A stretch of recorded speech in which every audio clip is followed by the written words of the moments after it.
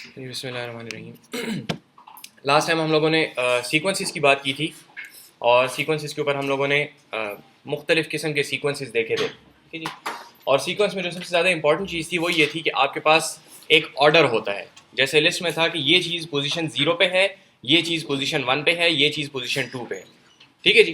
तो एक लाइन, एक क्यू बना होता था और उसके मुताबिक हम पोजीशंस के मुताबिक काम करते थे, ठीक है।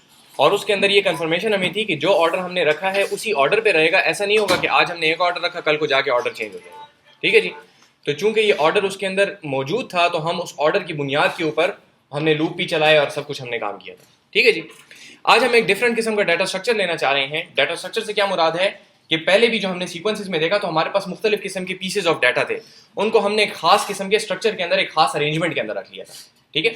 तो इस चीज़ को कहा जाता है डाटा स्ट्रक्चर्स। जैसे आप लोगों को पहले भी बताया था कि आप लोगों का बाकायदा इसके ऊपर एक पूरा कोर्स आएगा कि और कौन कौन से ऑप्शंस हैं आपके पास। तो वहाँ पे आपकी लिस्ट्स भी पढ़ेंगे और जो आज हम स्ट्रक्चर देख रहे हैं ये भी आप शायद पढ़ लें उसके अंदर। आई एम नॉट श्योर कितना पढ़ते हैं उसके अंदर, लेकिन मुख्तलिफ किस्म के डाटा स्ट्रक्चर्स आपके पास होते हैं क्योंकि वर्ल्ड की नॉलेज को हमने प्रॉब्लम सॉल्विंग के लिए फॉर्मलाइज करना होता है कि भाई हम जो बात करना चाहते हैं तो पहले उसको ऐसे स्ट्रक्चर में लेके आए कि उसके ऊपर हम पे रीजनिंग कर सकें, ठीक है जी। समझ आ रही है बात की। तो आज हम एक और डाटा स्ट्रक्चर देखना चाह रहे हैं। ये भी लिस्ट से मिलता जुलता है, कह सकते हैं उसके साथ रिलेटेड है, लेकिन इसके अंदर एक मेजर डिफरेंस है, ठीक है। वो डिफरेंस ये है कि लिस्ट के अंदर आपके पास एक ऑर्डर था, एक लाइन में लोग लगे हुए थे, ठीक है। तमाम एलिमेंट्स एक खास सीक्वेंस में थे और इस सीक्वेंस की बुनियाद के ऊपर हम काम करते थे। जबकि आज जो हम डाटा स्ट्रक्चर देखना चाह रहे हैं जिसको डिक्शनरीज कहते हैं, इसके अंदर आपके पास ऑर्डर कोई नहीं होगा। ये ऐसा है जैसे आपने बहुत सारी चीजें ली और एक बैग में डाल दी, ठीक है। अब आप जब बैग में से कोई चीज निकालने की कोशिश करेंगे तो आपको नहीं पता कि पहला कौन सा है, दूसरा कौन सा है। हो सकता है जो चीज अभी ऊपर है थोड़ी देर बाद हिलने से वो नीचे चली जाए, ठीक है। तो ऑर्डर का आपके पास अब कोई गारंटी मौजूद नहीं है, ठीक है। जिस तरह लिस्ट में हमने उसको इंडेक्स दिया था कि पोजीशन 5 वाली चीज मुझे दे दो, तो डिक्शनरीज में ऐसी कोई बात नहीं है। आप ये नहीं कह सकते कि फलां पोजीशन वाली चीज मुझे दे दो, फलां इंडेक्स वाली चीज दे दो, क्योंकि इंडेक्स और पोजीशन है ही नहीं वहां पे सिरे से, ठीक है। तो हम कैसे इसको रिट्रीव करेंगे डाटा, जब हम उसमें डालेंगे कैसे, वापस कैसे निकालेंगे जबकि पोजीशन भी नहीं है, उसको अभी हम आज देखना चाहते हैं, ठीक है जी। तो जैसे लिस्ट की आपको कोशिश की थी कि काफी एग्जांपल्स दे दें कि लिस्ट किस किस जगह पे इस्तेमाल होती हैं, तो इसी तरीके से डिक्शनरीज भी बहुत ज्यादा इस्तेमाल होती हैं। आज के लेक्चर में हम कोशिश करेंगे कि आपको ये भी थोड़ी सी एग्जांपल्स देने की कोशिश करें कि डिक्शनरीज कहाँ पे इस्तेमाल होती हैं, ठीक है जी। और जैसा पहले बताया था कि लिस्ट खुद कोई कॉम्प्लिकेटेड कॉन्सेप्ट नहीं है। जैसे आप लोगों ने देखा लिस्ट का अपना कॉन्सेप्ट क्या है, स्क्वायर ब्रैकेट्स के अंदर एलिमेंट्स और इंडेक्स के जरिए से हम उसकी रिट्रीवल करते हैं, दैट्स इट। लिस्ट खुद इतनी सी चीज है सिर्फ, सही है जी। बाकी उसके यूज की फिर एग्जांपल्स जब हमने की तो वो कुछ कॉम्प्लिकेटेड हो गई, कुछ सिंपल हो गई, कुछ हो सकता है कल को ज्यादा कॉम्प्लिकेटेड हो जाए। लेकिन जो लिस्ट का अपना कॉन्सेप्ट है वो सिर्फ इतना ही है कि एक सीक्वेंस के अंदर चीजें पड़ी होती हैं और हम उनको उनकी पोजीशन के या इंडेक्स के हिसाब से बाहर निकालते हैं, ठीक है, या इंडेक्स के अंदर उनको डालते हैं, दैट्स इट। इस तरीके से डिक्शनरी का कॉन्सेप्ट भी इस्तेमाल के लिहाज से इंतहाई सिंपल है। अभी आप देख लेंगे, इसका भी एक दो सिंटेक्स वाली चीजें वो हम देख लेंगे, तो दैट्स इट, ठीक है। फिर आगे इनका इस्तेमाल बहुत ज्यादा है, सही है जी। और इसी वजह से यहाँ पे आपको ये बता रहे हैं ताकि आप लोगों को पहले से ये टूल्स आपके हाथ में आ जाए, ताकि कल को जब आप प्रॉब्लम सॉल्विंग कर रहे हैं तो ऐसा ना हो कि एक काम डिक्शनरी से या लिस्ट से बड़ी आसानी से होता है और आप उसको एक गलत टूल से करके अपने लिए मुश्किलात पैदा कर रहे हैं, ठीक है जी। समझ आ रही बात की। तो ये यहाँ पे डिक्शनरीज बनाने का मकसद है। हम शुरू करते हैं लिस्ट की एक एग्जांपल दोबारा आपको बता रहा हूँ। एलएसटी एक लिस्ट है, इसके अंदर आपको याद होगा हमने स्क्वायर ब्रैकेट्स लगाए थे, तो आगे पीछे स्क्वायर ब्रैकेट्स और दरमियान में कॉमा सेपरेटेड एलिमेंट्स, ठीक है। गौर से सुने, आगे पीछे स्क्वायर ब्रैकेट्स, दरमियान में कॉमा सेपरेटेड एलिमेंट्स। एलिमेंट खुद जो था, एलिमेंट की वैल्यू वो कुछ भी हो सकती है। इंडेक्स जो है स्टार्ट होता है 0 से और आगे जाता है 0 1 2 3 4, लेकिन वैल्यू जो किसी एक एलिमेंट की है वो कुछ भी हो सकती है, कोई भी डाटा टाइप हो सकती है। यहाँ पे नंबर्स नजर आ रहे हैं, इंटीजर्स नजर आ रहे हैं, ये फ्लोट्स भी हो सकते हैं, ये टुपल्स भी हो सकते हैं, ये स्ट्रिंग्स भी हो सकती हैं, कोई और लिस्ट भी हो सकती है, हमने लास्ट टाइम देखा था, कुछ भी ये हो सकता है, ठीक है जी। तो इसी के पैरेलल हमारे पास एक और डाटा स्ट्रक्चर है जिसको हम कह रहे हैं डिक्शनरी। तो उसकी शक्ल अभी देखेंगे क्या होता है। तो डिक्शनरी क्या होती है, बेसिकली आपके पास स्टार्ट और एंड में आपके पास ब्रेसेस होते हैं, ठीक है जी। अभी तक हमने दो ब्रैकेट्स देखे ना, पैरेंथेसिस जो कि फंक्शन कॉल के लिए थे और टुपल्स के लिए थे, सही। स्क्वायर ब्रैकेट्स जो कि लिस्ट की डिफाइन करने के लिए थे और इंडेक्स में से कोई वैल्यू, इंडेक्स दे के वैल्यू रिट्रीव करने के लिए थे, ठीक है जी। कोई मसला तो नहीं है इसमें अभी तक। तो हमारे पास 3 ब्रैकेट्स होती हैं टोटल, एक पैरेंथेसिस, स्क्वायर ब्रैकेट्स और ये कर्ली ब्रेसेस, ठीक है। ब्रेस जिसको हम कहते हैं प्रोग्रामिंग में आमतौर पर हम इसको ब्रेस कहते हैं, ठीक है जी। तो ये ब्रेस 3 ब्रैकेट्स थी हमारे पास, 2 हमने देख लिया कि बहुत जरूरी कामों के लिए इस्तेमाल हुई है और जो तीसरी ब्रैकेट बच गई उसको हमने डिक्शनरी के लिए रखा है। तो इससे आपको एक अंदाजा होगा कि डिक्शनरी कितने ज्यादा यूजफुल टूल है कि जो 3 ब्रैकेट थी उनमें से एक ब्रैकेट इसको दी गई है, ठीक है। तो बहुत ज़्यादा कॉमनली इस्तेमाल होने वाली ये चीज़ है, ठीक है। इस बात के बताने से मकसद ये है कि 3 ब्रैकेट में से एक ब्रैकेट इसको दी गई है, एक फंक्शन कॉल को, जो कि आपने देख लिया कि हर जगह पे हमें फंक्शन कॉल की ज़रूरत है, एक लिस्ट को, जो कि अगेन हमने देखा कि रियल वर्ल्ड में बहुत ज़्यादा इस्तेमाल होता है। तो उसी से ऑल्दो कि डिक्शनरी की रियल वर्ल्ड एग्जांपल्स आपको अभी शायद जहन में ना आ रही हो, लेकिन अभी थोड़ी सी देखते हैं तो आपको पता चल जाएगा कि डिक्शनरीज कंप्यूटर साइंस में कितनी ज़्यादा इस्तेमाल होती हैं, ठीक है जी। तो 3 में से एक ब्रैकेट हमने डिक्शनरी को दिया है, इसी से पता चलता है कि ये बहुत ज़्यादा कॉमनली इस्तेमाल होने वाली चीज़ है, ठीक है जी। एक बात होगी। स्टार्ट और एंड में जिस तरह लिस्ट में स्क्वायर ब्रैकेट्स थे, उस तरह इसके स्टार्ट और एंड में आएंगे हमारे पास ब्रेसेस। ये पहला सिंटेक्स का पार्ट हो गया। फिर हमारे पास यहाँ पे आखिर में आप देखें तो आपको कॉमास नजर आ रहे हैं, जैसे आपके लिस्ट में नजर आ रहे थे। तो कॉमा सेपरेटेड आपके पास 3 चीजें हैं यहाँ पे, एक चीज कॉमा, दूसरी चीज कॉमा, तीसरी चीज। जिस तरह लिस्ट में था एक चीज कॉमा, दूसरी चीज कॉमा, तीसरी चीज। लाइन ब्रेक से कोई फर्क नहीं पड़ता। व्हाइट स्पेसेस जिस तरह लिस्ट में इग्नोर होती थी उसी तरीके से यहाँ पे भी इग्नोर होंगी। व्हाइट स्पेसेस से क्या मुराद है? इंडेंटेशन, स्पेसेस, टैब्स, वो सारी चीजें जो कि किसी ना किसी किस्म की स्पेस क्रिएट करती हैं, हमें नजर नहीं आती, ठीक है। व्हाइट स्पेस, तो व्हाइट स्पेसेस सारी की सारी इसके अंदर इग्नोर्ड होंगी, other than those in the strings. Strings के अंदर व्हाइट स्पेसेस इग्नोर नहीं होती, ये पुरानी बात है, ठीक है जी। तो दोबारा देखें, स्टार्ट और एंड में हमारे पास ब्रेस है, ठीक है। स्टार्ट और एंड में ब्रेस है, फिर उसके बाद 3 चीजें हमारे पास, और तीनों जो है वो कॉमा से सेपरेटेड है। पहली चीज कॉमा, दूसरी चीज कॉमा, तीसरी चीज, और फिर उसके बाद एंडिंग ब्रेस, ठीक है जी। यहाँ पे ये हमारे पास इसका सिंटेक्स है। अब जो पहली चीज यहाँ पे मौजूद है, तो वहां पे क्या था हमारे पास, इस वाले को देखें, रैंडम से लेके यहां तक लिस्ट में जो हमारे पास जो चीज थी, जो वैल्यू थी, वो हमने कहा था कि कुछ भी हो सकती है, उसका कोई सिंटेक्स नहीं था। यहाँ पे उसका इनिशियल एक सिंटेक्स है, और वो सिंटेक्स क्या है कि यहाँ पे आपके पास 2 चीजें होंगी। एक को हम कह देते हैं वर्ड, और दूसरे को हम कह देते हैं मीनिंग। ये अल्फाज सही नहीं है, ये अल्फाज अभी गलत हैं, थोड़ी देर बाद इसका सही मीनिंग बताते हैं। लेकिन अगर आप डिक्शनरी देखें, आप लोगों ने फिजिकल डिक्शनरी कभी देखी है? कैसी होती है? बड़ी बात है। अच्छा, मेरा ख्याल था कि सॉफ्ट नहीं देखी होगी सारी। 12 डिक्शनरी होती है तो उसका एक वर्ड होता है और आगे मीनिंग्स होते हैं, ठीक है जी। हाँ, ऐसा वर्ड होता है और मीनिंग होती है। तो मीनिंग्स एक से ज्यादा हो सकते हैं, लेकिन एक वर्ड एक ही दफा आएगा, ठीक है ना। एक वर्ड के अगर 50 मीनिंग्स भी हैं तो वो उसी एक हेडिंग के नीचे लिखे होंगे। ऐसा नहीं होगा कि ये वर्ड दोबारा आ जाए और दोबारा आ जाए और दोबारा आ जाए, ठीक है जी। समझ आ रही बात की? तो डिक्शनरी के अंदर वर्ड होता है और मीनिंग होती है। तो एग्जैक्टली इस तरीके से ये चूंकि डिक्शनरी है तो इसके अंदर एक वर्ड होगा और आगे उसकी मीनिंग होंगे, ठीक है जी। तो वर्ड जो है वो यूनिक होंगे। आपने एक दफा वहां पे लिख दिया रैंडम, तो दोबारा रैंडम नहीं आ सकता अब इसके अंदर। वर्ड की जगह पे, मीनिंग की जगह पे कुछ भी आ सकता है। तो यहां पे मीनिंग का उसूल देखें, जिस तरह लिस्ट के अंदर वैल्यू के अंदर कुछ भी जा सकता था, तो ये जो मीनिंग वाला पोर्शन है जो कि कोलन के बाद है, ठीक है। तो वर्ड कोलन मीनिंग, कोलन के बाद जो आपके पास यहां पे चीज है, ये सारी की सारी इसके अंदर कुछ भी आ सकता है।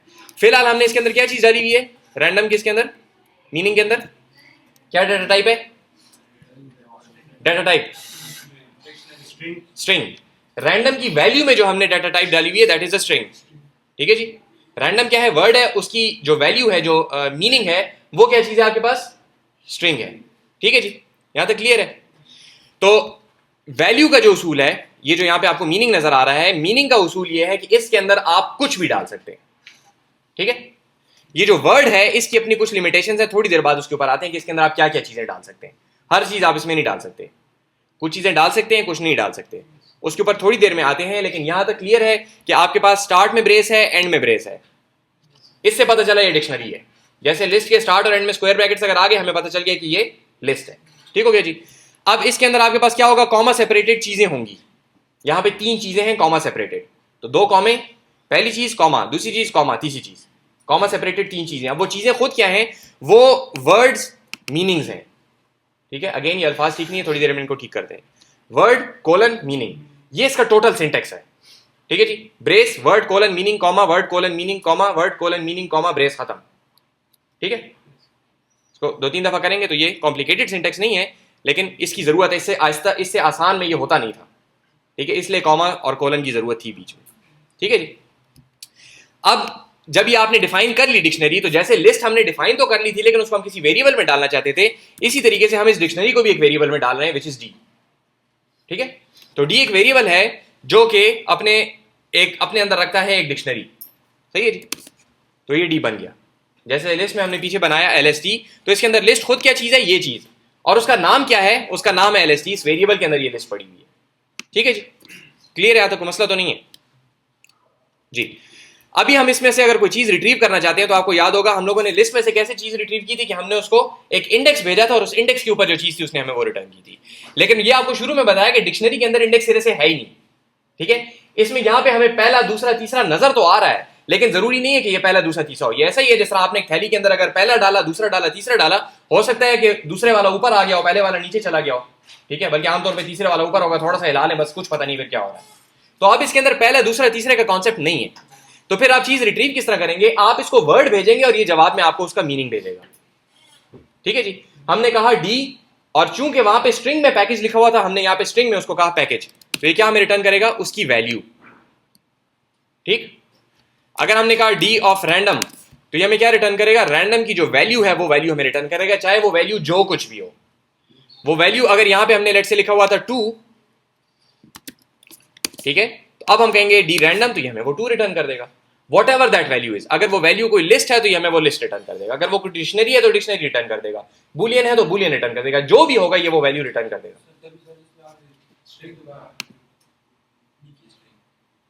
कुछ भी हो सकती है, ये 2 जो है ये स्ट्रिंग नहीं है, ये इंटीजर है, तो इंटीजर भी डाल सकते हैं। अगेन वैल्यू में कोई भी डाटा टाइप आ सकती है, मैंने यहां पे भी आपको इसीलिए इंटीजर करके दिखाया है।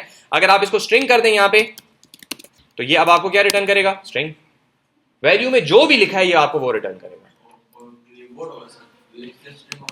इसके थोड़ी देर बाद रूल्स आते हैं, ठीक है, थोड़ी देर बाद इसके रूल, ये भी नहीं बताया मैंने, थोड़ी देर बाद आते हैं। एक से ज्यादा वैल्यू कैसे करेंगे? एक से ज्यादा कोई भी चीज अगर हमने सेव करनी है तो उसके क्या तरीका है हमारे पास? एक से ज्यादा मीनिंग, यानी कि हमारे पास एक मीनिंग, दूसरा मीनिंग, तीसरा मीनिंग, कॉमा। लेकिन कॉमा लगाने के लिए हमारे पास कोई चीज होती है ना, एक स्ट्रक्चर होता है हमारे पास, एक लिस्ट हम बना सकते हैं, ठीक है। हम कहें फर्स्ट मीनिंग, सेकंड मीनिंग, ठीक है। तो अब देखें ये जो रैंडम है इसके कितने मीनिंग है? इसके 2 मीनिंग है। तो जब हम इसको कहेंगे कि मुझे रैंडम का मीनिंग दो, तो ये मुझे क्या करेगा? ये दोनों वापस कर देगा। इसको रन करें, ठीक है।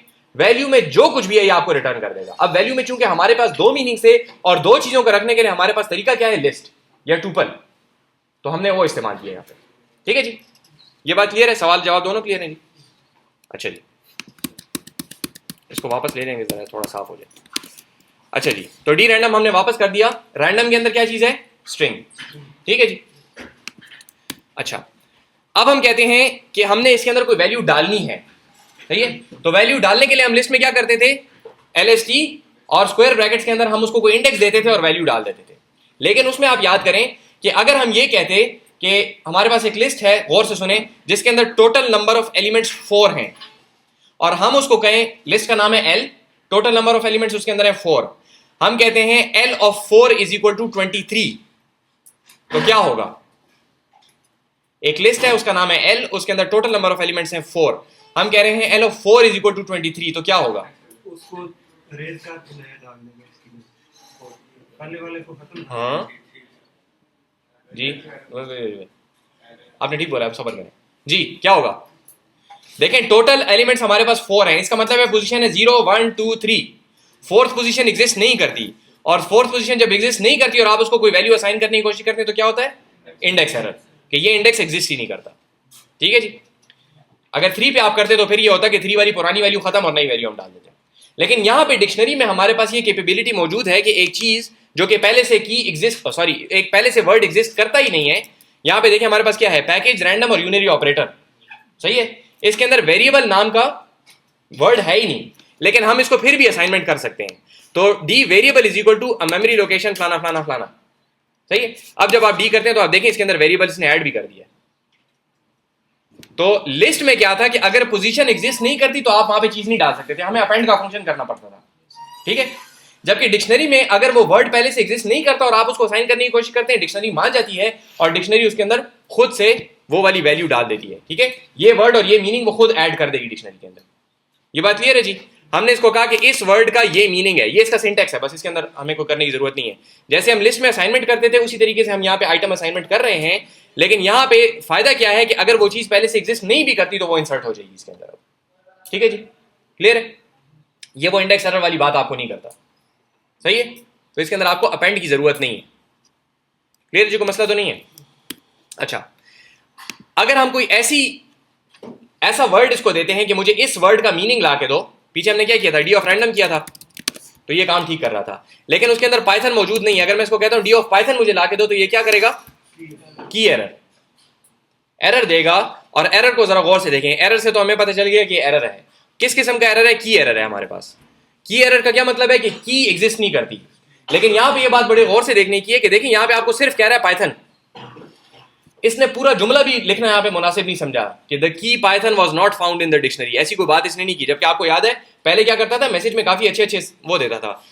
तो आप लोगों को याद होगा बताया था कि जिस चीज का इस्तेमाल बहुत ज्यादा होता है उसका सिंटेक्स छोटा होता जाता है।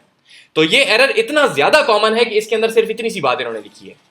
तो ये एरर बहुत ज्यादा कॉमन है। ये दूसरी इंडिकेशन है कि डिक्शनरीज बहुत ज्यादा इस्तेमाल होने वाला स्ट्रक्चर है। समझ आ रही बात की? ये दो तीन चीजें मैं आप लोगों को बेसिकली कन्विंस करने के लिए बता रहा हूं। थोड़ी देर बाद रियल वर्ल्ड एग्जांपल्स भी देखते हैं, लेकिन कन्विंस करने के लिए आपको बता रहा हूं कि डिक्शनरीज बहुत ज्यादा कॉमनली इस्तेमाल होती हैं कंप्यूटर साइंस में। ठीक है जी। इस वजह से इतना छोटा उसने एरर दिया कि उसको लगता है कि आपको बाकी बात तो खुद ही समझ आ ही जाएगी, इतने अरसे से आप इसको इस्तेमाल कर रहे हैं। ठीक है जी। लेकिन बहरहाल एरर क्या है कि की एरर कौन सी की पाइथन जो आपने दी है ये ठीक नहीं है। ठीक है, क्यों ठीक नहीं है? क्योंकि उसके अंदर एग्जिस्ट नहीं करती। सही है जी, मसला तो नहीं है।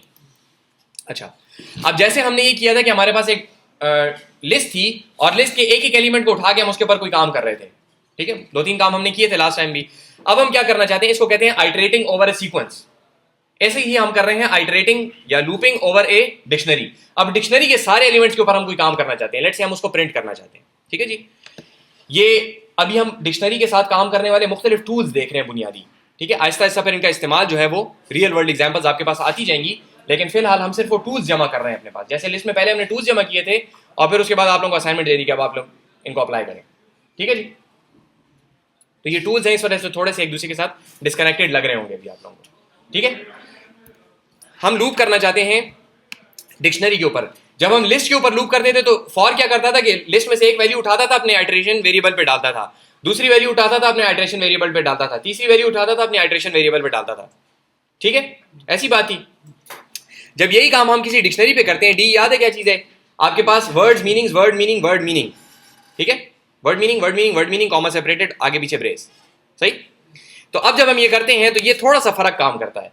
ये करता क्या है कि डी में से सिर्फ जो वर्ड्स हैं उनको एक एक करके उठाता है। मीनिंग देखें, इसने कंप्लीटली इग्नोर कर दिया। डिक्शनरी के ऊपर जब आप आइटरेट करते हैं, यानी कि उसके ऊपर जब इस तरह फॉर लूप लगाते हैं, तो वो क्या करता है कि सिर्फ आपको वर्ड्स ला के देता है। ठीक है जी, सिर्फ वर्ड्स ला के देता है। वर्ड का जो प्रॉपर टेक्निकल नाम है उसको कहा जाता है की। ठीक है, सॉरी, की। वर्ड जिसको अभी तक हम वर्ड कह रहे हैं उसको कहा जाता है की, और जिस चीज को अभी तक हम मीनिंग कह रहे थे, दो तीन दफा मेरे मुंह से निकल भी गया, उसको कहा जाता है वैल्यू। तो dictionary is now defined as a collection of key value pairs. Collection क्यों है? क्योंकि एक से ज्यादा है। और क्या चीजें एक से ज्यादा हैं? की वैल्यू के पेयर्स हैं। की और वैल्यू मिलकर एक जोड़ा बनाते हैं, पेयर, और ये बहुत सारे जोड़े उसके अंदर मौजूद हैं। तो a dictionary is a collection of key value pairs. सही हो गया। तो यहां पे जो चीज हमारे पास आ रही है वो क्या है? कीज। वैल्यूज इग्नोर हो गई हैं। सही है, लेकिन वैल्यू हमें निकालनी आती है। अगर मैं आपको कोई की दे दूं, ए में की पड़ी हुई है, तो उसमें से मैं वैल्यू कैसे निकालूंगा डिक्शनरी में से? डी को अगर मैं ए पास कर दूं तो मेरे पास वैल्यू आ जाएगी ना।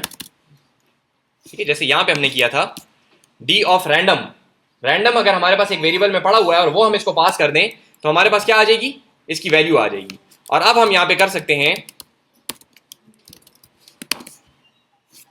ठीक है जी, ये समझ आई कि वैल्यू वी में कैसे आई? डी हमें पता है कि हमारी डिक्शनरी है और ए के अंदर हमारे पास एक की मौजूद है। तो अगर उस डिक्शनरी को हम वो की पास करते तो वो वैल्यू हमें वापस भेज देगा। तो इस तरीके से हमने यहाँ पे बी निकाला है। ठीक है, और ज्यादा बेहतर होगा कि आप हमेशा जब भी आपके पास कीज आती हैं तो आप उसके लिए जो कन्वेंशन है वो ये है कि आप लफ्ज के इस्तेमाल करते हैं और वैल्यूज के लिए आप लफ्ज वी इस्तेमाल करते हैं। ठीक है, हमने कहा था कि वर्बोज होने चाहिए। आप लोगों के असाइनमेंट्स में भी मैं रिपीटेडली ये देख रहा हूँ कि लोग वेरिएबल के नाम फिर भी ए बी सी दे रहे हैं। ठीक है, तो अनलेस के आपके पास कोई अच्छी रीजन है ए बी सी देने के लिए तो ये कोई अच्छी बात नहीं है, सिवाय इसके कि आप वेरिएबल का नाम चेंज करना चाहते हैं ताकि ऑटोपरेटर को पता ना चले, तो उसको वैसे भी पता चल जाता है।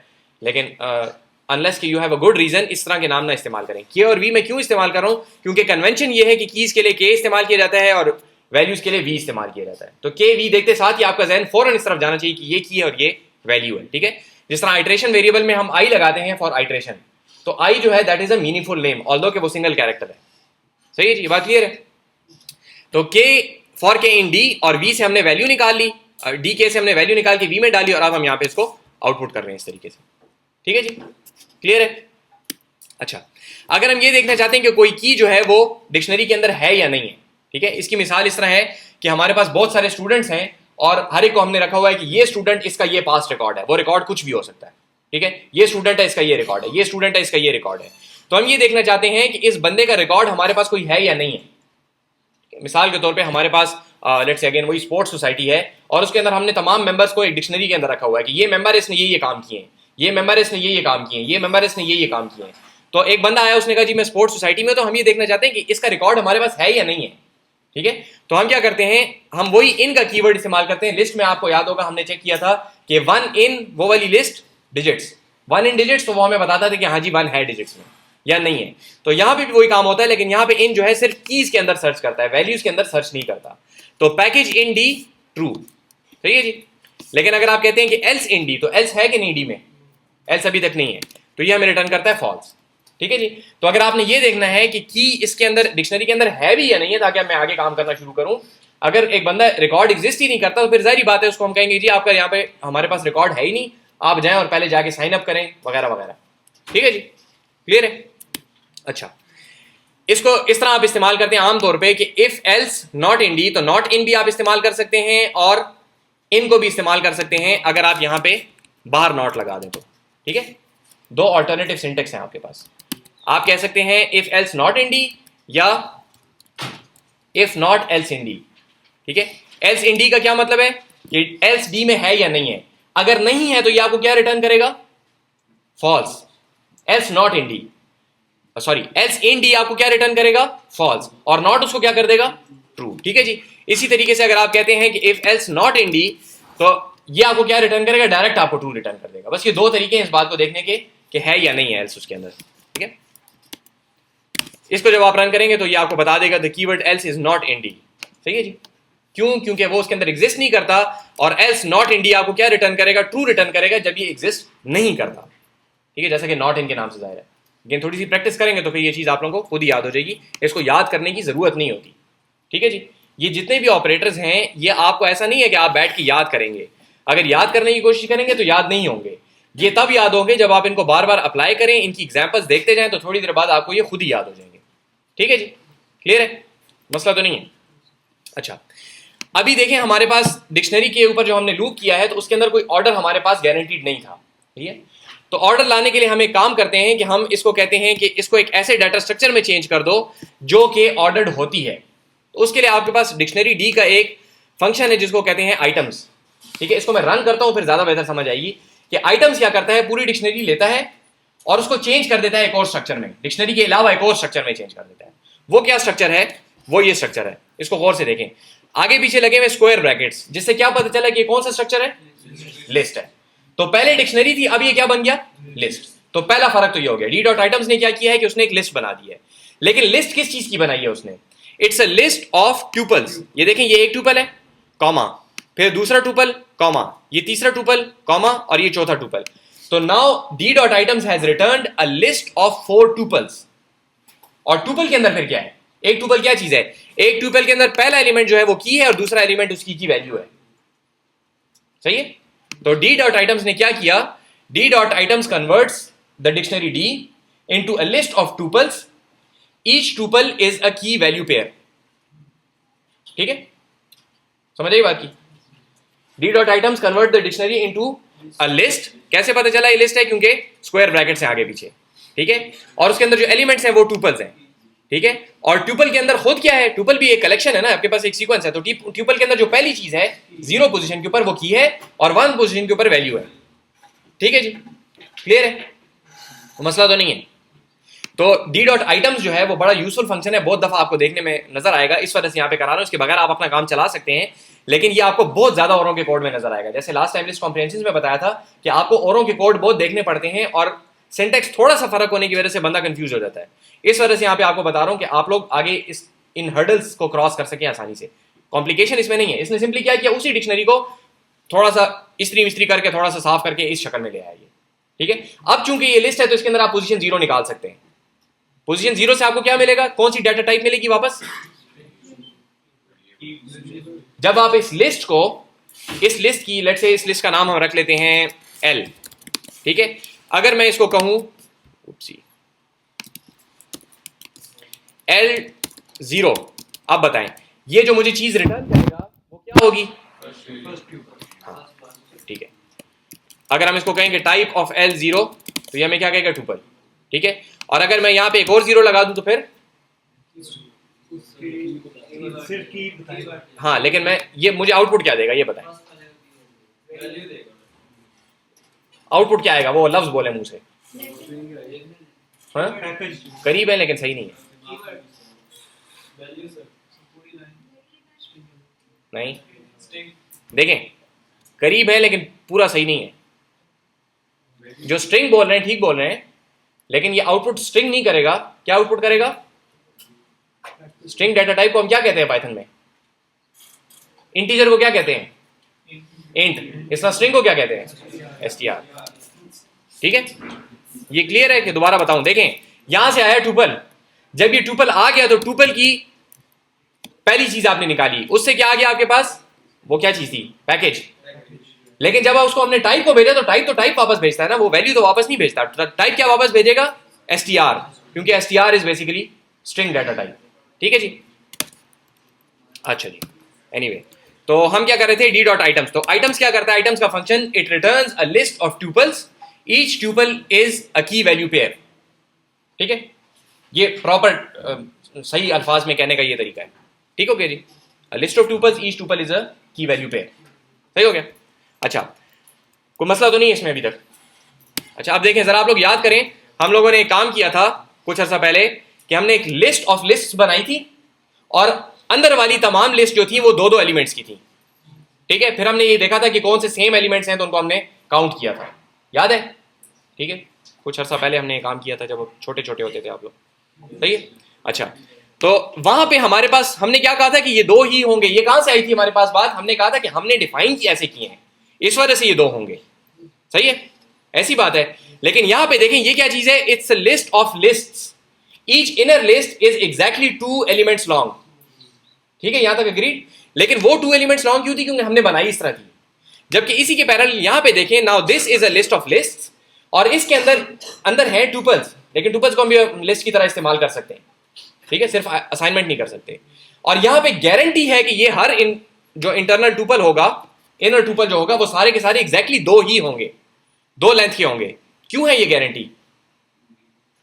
अंदर वाले जो ट्यूपल हैं आपके पास, इनर ट्यूपल जो हैं, वो हमेशा 2 ही एलिमेंट्स पे एग्जिस्ट करेंगे। क्यों? क्योंकि दे आर, उनकी बाय डेफिनेशन दे आर की वैल्यू पेयर्स। तो जब पेयर है तो वो 2 ही होंगे। अग्रीड? तो वहां पे हमने जो अजम्पशन ली थी वो जबरदस्ती ली थी, यहां पे अजम्पशन एनफोर्स्ड है सेमेंटिक्स की वजह से, कि जब आप डी डॉट आइटम्स करते हैं तो आपको जो चीज वापस मिलेगी that will be a list of tuples, each tuple is going to be a key value pair. अब हमारे पास गारंटी है कि हमारे पास 2 ही चीजें होंगी उस ट्यूपल के अंदर, 2 से ज्यादा नहीं हो सकती। ठीक, तो अब हम क्या कर सकते हैं?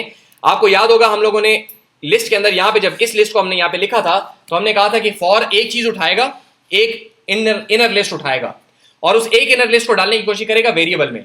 और वेरिएबल अगर वहां पे 2 पड़े हुए हैं तो क्या करेगा? पहला वाला एलिमेंट उस लिस्ट का पहले वेरिएबल में, दूसरा वाला एलिमेंट दूसरे वेरिएबल में।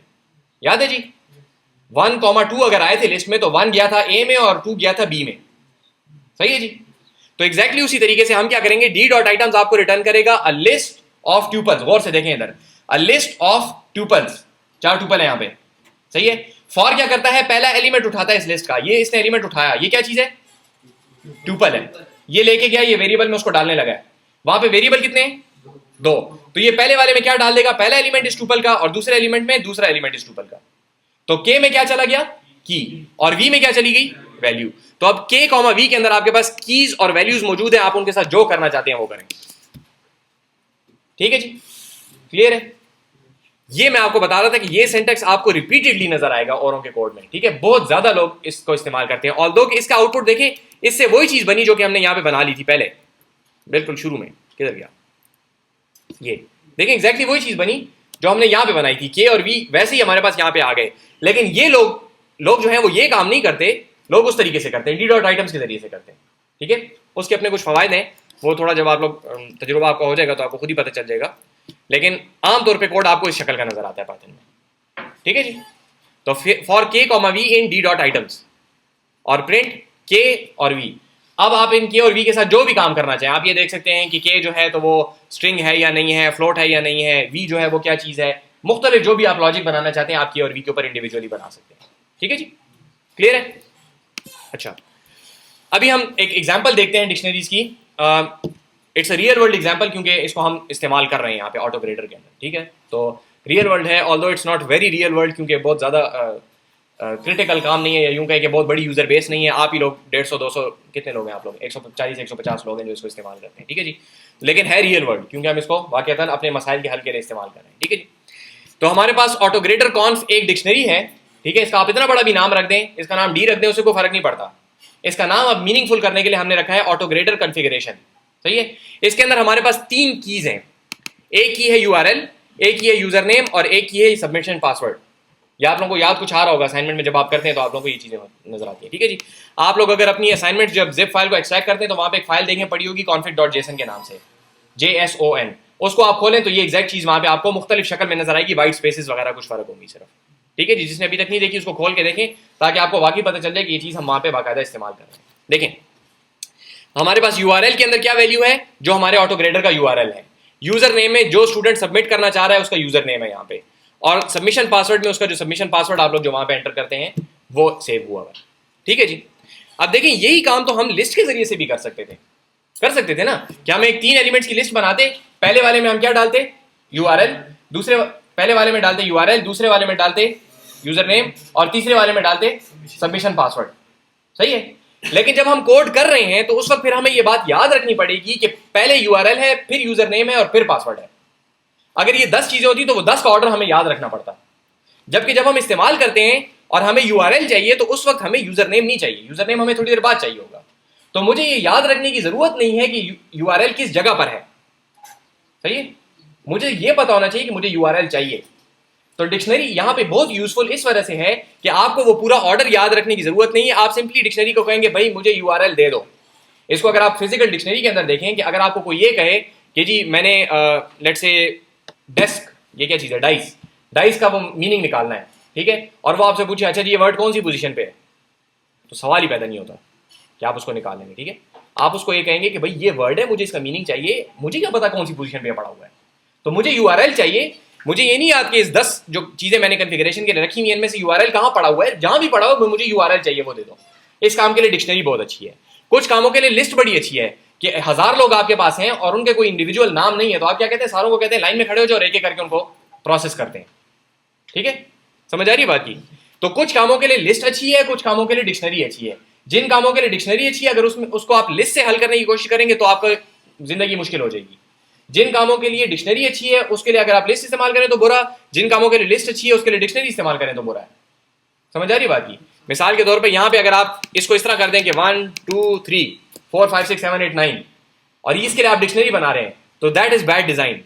क्योंकि जब आपके पास ये ऑर्डर मौजूद है तो आप इसी ऑर्डर को उसके ऊपर लिस्ट के ऊपर क्यों नहीं यूज करते? ठीक है जी, समझ आ रही बात की? अच्छा, तो यहाँ पे बहरहाल हमारे पास की URL वगैरह वगैरह जब हो गए तो इनको जब हमने इस्तेमाल करना है तो हम कह सकते हैं connecting to auto grader conf URL। ठीक है, इस बाकी को अगर हटा भी दें तो ये क्या करेगा, ऑटो ग्रेडर कॉन्फ URL जब लेके आएगा तो वो क्या वैल्यू हो जाएगी, ये वाली स्ट्रिंग, और इसको ये प्रिंट कर देगा कनेक्टिंग टू के बाद। ठीक है जी, क्लियर है, मसला तो नहीं है कोई? अच्छा, इसी तरीके से एक और एग्जाम्पल हम लेते हैं। ये आपके पास एक डिक्शनरी है, ओके इसको थोड़ी देर के लिए रोक दें।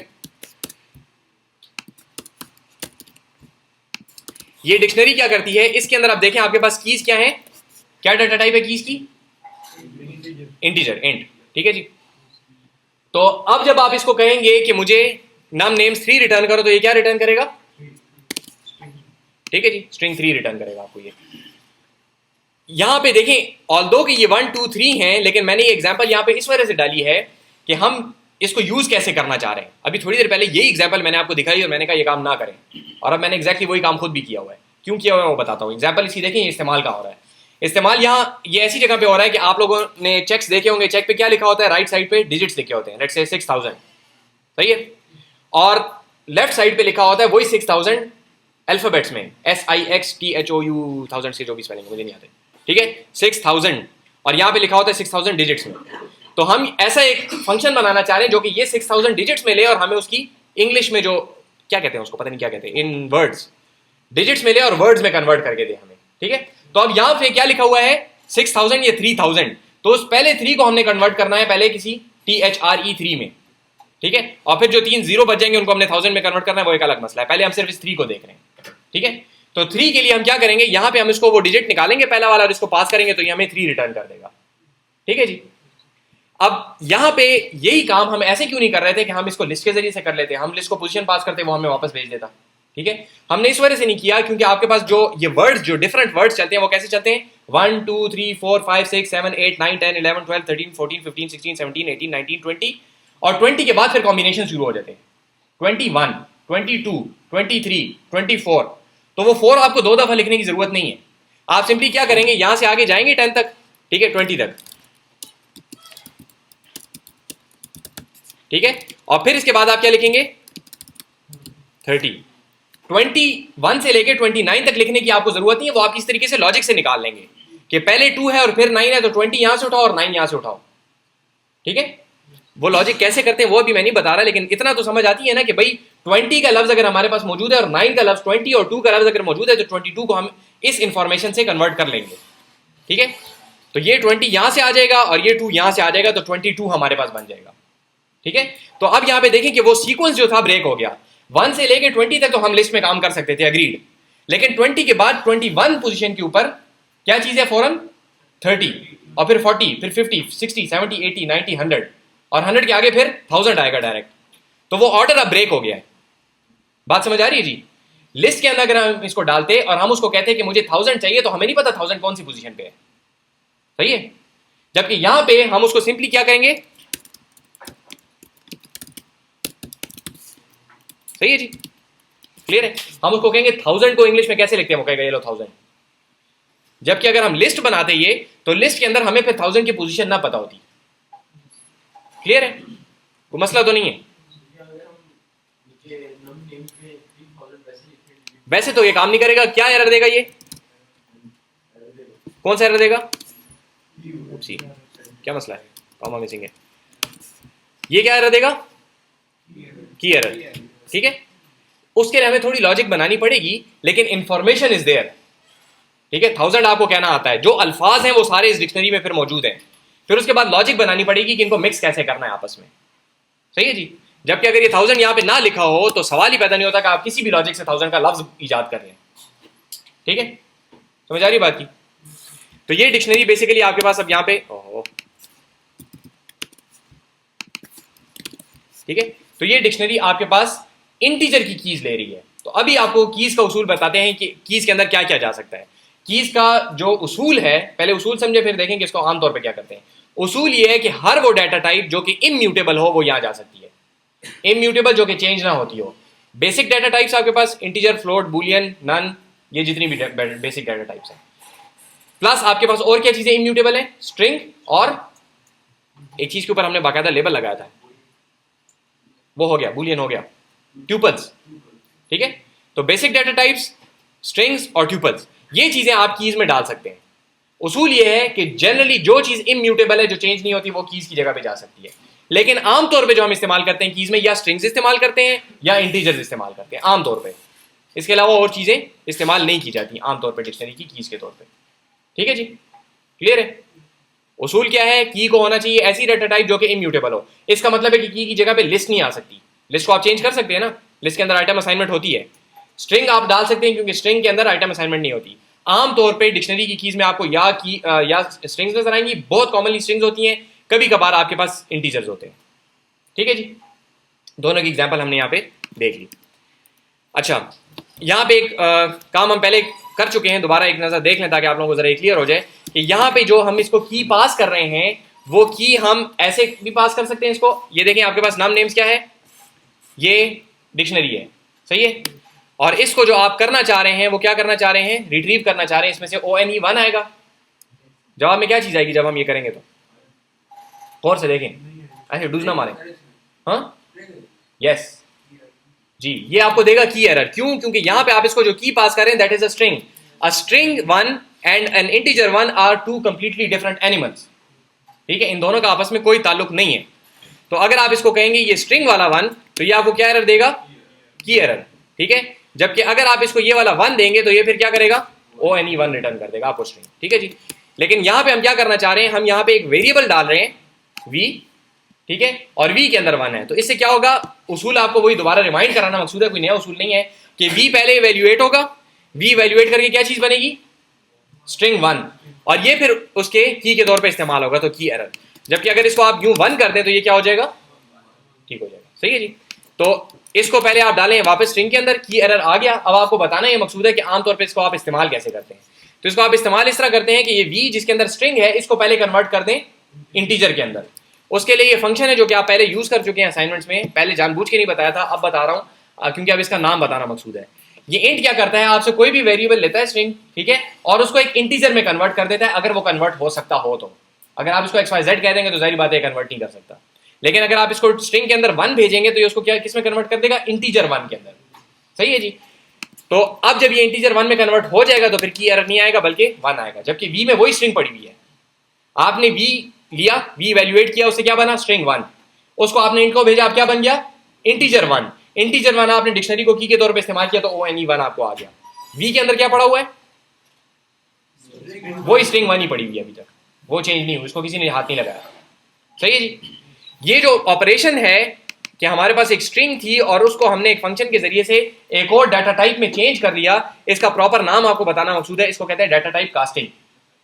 डाटा टाइप क्योंकि एक डाटा टाइप से हम दूसरे में चेंज कर रहे हैं, और कास्ट कहते हैं सांचे को। आपके पास लोहे का आपने संदूक बनाना है, कोई चाबी माबी बनानी है, तो आप क्या करते हैं, एक सांचा सा बनाते हैं, ठीक है, चाबी है तो सांचा सा बनाते हैं, उसके अंदर डालते हैं मेटल को, लिक्विड मेटल को डालते हैं, और वो क्या होता है, उस शेप में आ जाता है, ठीक है। Although I am Fairlie sure कि चाबी ऐसे नहीं बनती, लेकिन पहली दफा जो चाबी खाली चाबी बनती है वो शायद ऐसी बनती होगी, ठीक है। लेकिन संदूक इसी तरह बनता है कि आप सांचे में डालते हैं तो वो उसकी शेप ले लेता है, ठीक है। तो इस लोहे को शेप देने को कहते हैं कास्ट करना, ठीक है, सांचे में ढालना। तो एक डाटा टाइप को हमने एक और डाटा टाइप के सांचे में ढाल लिया, इस वजह से इसको कहा जाता है डाटा टाइप कास्टिंग, ठीक है। बहुत कॉमन इस्तेमाल होने वाली चीज़ है, और ये लफ्ज़ आपको क्लियरली पता होना चाहिए कि कास्टिंग का क्या मतलब है, ठीक है जी, क्लियर है, मसला तो नहीं है। अच्छा, ये एक तो ये आप लोगों की रीडिंग असाइनमेंट है, कंपोजिंग प्रोग्राम्स 2.4.3 डिक्शनरीज। अगेन ये रीडिंग असाइनमेंट जरूर करें क्योंकि उसके अंदर आपको और एग्जांपल्स भी मिलेंगी, इट्स गुड प्रैक्टिस, और जाहिर बात है कि उसके अंदर इन्फॉर्मेशन कुछ ज़्यादा होती है, ठीक है। एक तो जिन्होंने लिखा है उनका तजुर्बा ज़्यादा है, उनकी अंडरस्टैंडिंग ज़्यादा है, दूसरा वो किताब है उसके अंदर नॉलेज ज़रा ज़्यादा होती है, ठीक है। तो ये कंपोजिंग प्रोग्राम की वो चीज़ है। एक मैं आप लोगों को फाइनल बात बताना चाहता हूँ, उसके बाद मैं आप लोगों को उसके प्रैक्टिस का टाइम देता हूँ। यहाँ पे जो हमने ऑटोग्रेडर कॉन्फ URL इस्तेमाल किया है, ये आप देख रहे हैं कि ये किस शक्ल में है, डिक्शनरी की शक्ल में है, ठीक है। मैंने आपको बताया कि अगर आप अपनी फाइल खोल के देखें तो वहाँ पे आपको नजर भी आएगा। उसके अलावा आपके पास ये जो डिक्शनरीज हैं ये बहुत ज़्यादा जगहों पे इस्तेमाल होती हैं, हर लैंग्वेज में अवेलेबल होती हैं, कुछ में आसानी से इस्तेमाल होती है, कुछ में मुश्किल से होती है। पाइथन में तो बहुत सिंपल है, अगर आप सी में इसी चीज़ को इस्तेमाल करना चाहें तो सी इसको कहता है हैश टेबल, ठीक है। जावा अगर आप इस्तेमाल करना चाहें, जावा इसको कहता है मैप या हैश मैप।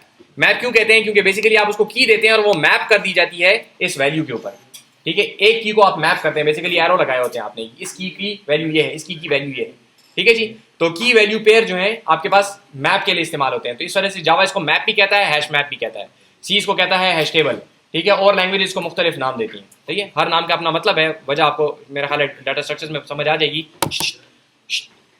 लेकिन यहाँ पे जो मैं आपको बताना चाह रहा हूँ वो ये कि तकरीबन हर लैंग्वेज में आपको ये मिलेगा, और स्पेशली जब आप वेब के ऊपर काम करते हैं तो वेब के ऊपर जो सबसे ज्यादा पॉपुलर लैंग्वेज है दैट इज जावास्क्रिप्ट, ठीक है। By far the most popular language जो स्क्रिप्टिंग के लिए इस्तेमाल होती है वेब पे, दैट इज जावास्क्रिप्ट।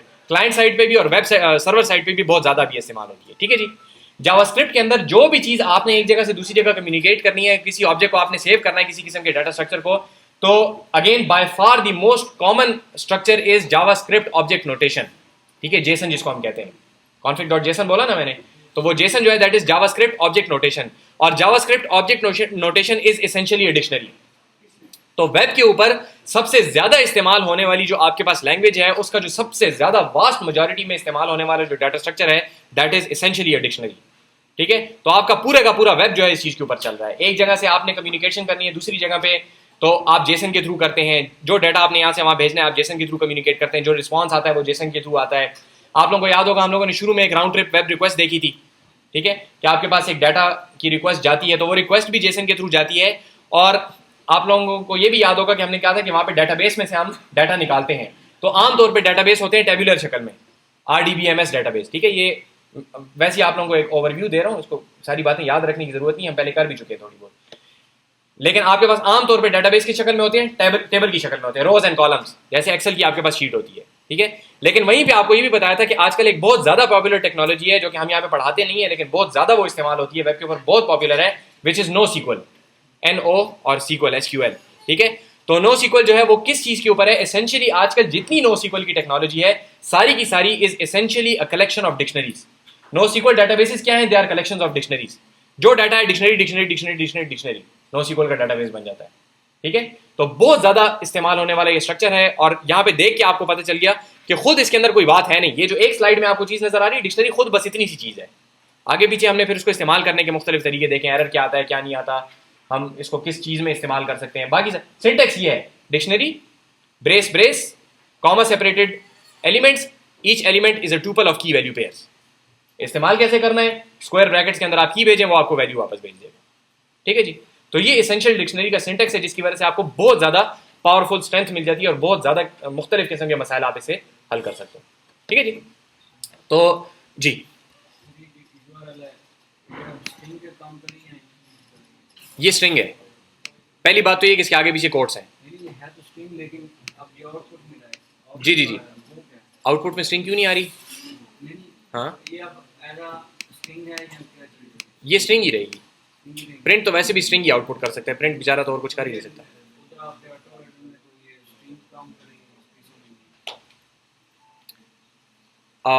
एक मिनट रुकिए, डिस्कस कर लेते हैं फिर, ठीक है। मैं प्रैक्टिस का टाइम भी दूँ, फिर डिस्कस कर लेते हैं, मुझे सवाल सही समझ नहीं है जी। कोई और सवाल तो नहीं है?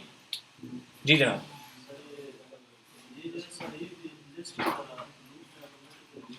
जी जी, यहाँ पे जो हमने एग्जांपल की है, यहाँ पे ये वाली एग्जांपल, ये लूप करके आप इसके ऊपर देखें। अब हमने एक प्रिंट के इक्वल टू बी लिखा है, लेकिन ये चारों इसने आउटपुट क्यों किए? क्योंकि हमने इसको लूप में डाला हुआ है, ठीक है जी जनाब। सवाल? चलें सिस्टम्स ऑन करें और प्रैक्टिस करें अभी इसकी। ये स्लेट पे अपलोडेड है वैसे।